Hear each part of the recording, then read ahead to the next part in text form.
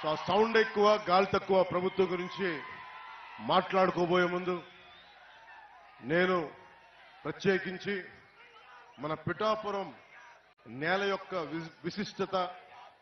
దీని ప్రాముఖ్యత, అలాంటి నేలకి పెద్దలు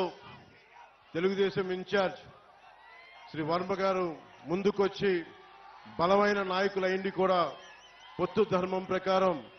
ఆయన పోటీ నుంచి తప్పుకొని పొత్తు ధర్మంలో జనసేనని గెలిపించే బాధ్యత వారు తీసుకున్నందుకు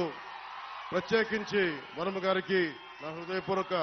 ధన్యవాదాలు తెలుపుకుంటా ఉన్నాను. అలాగే బీజేపీ నాయకులు ఇన్ఛార్జ్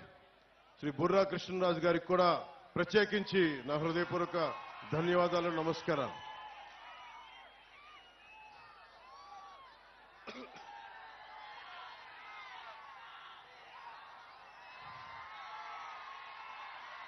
ఇది పిఠాపురం పోటీ చేయాలి అని నేను కల్లో కూడా ఊహించలేదు. నాకు ఇన్ని దశాబ్దాలుగా, దాదాపు 1.5 దశాబ్దంగా సమస్యల మీద పనిచేసుకోవడం తెలుసు తప్ప నేను ఒక పోటీ చేయాలి, నేను ఒక నియోజకవర్గాన్ని ఎస్టాబ్లిష్ చేసుకోవాలి, స్థాపించుకోవాలి అన్న ఆలోచన నాకు రాలేదు. ఎప్పుడైనా సరే ప్రజలు ఎక్కడ ఉన్నా సరే, అది ఆదిలాబాద్ తాండాల్లో ఉన్నా, నల్గొండ ఫ్లోరోసిస్ వ్యాధులున్నా తెలంగాణలో, అలాగే ఉత్తరాంచల్లో గంగా ప్రవాహానికి అడ్డొచ్చి మనకి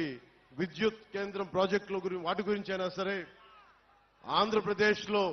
ఏ మూల సమస్య వచ్చినా, ఒక ఉద్దానం సమస్య కానీ, ఎలాంటి సమస్య వచ్చినా, క్యాపిటల్ సమస్య కానీ, మన ఉప్పాడ తీర ప్రాంతం సమస్య కానీ, సముద్ర కోతకు గురై ఉప్పాడ తీర ప్రాంతపు సమస్య కానీ, ఏదైనా సరే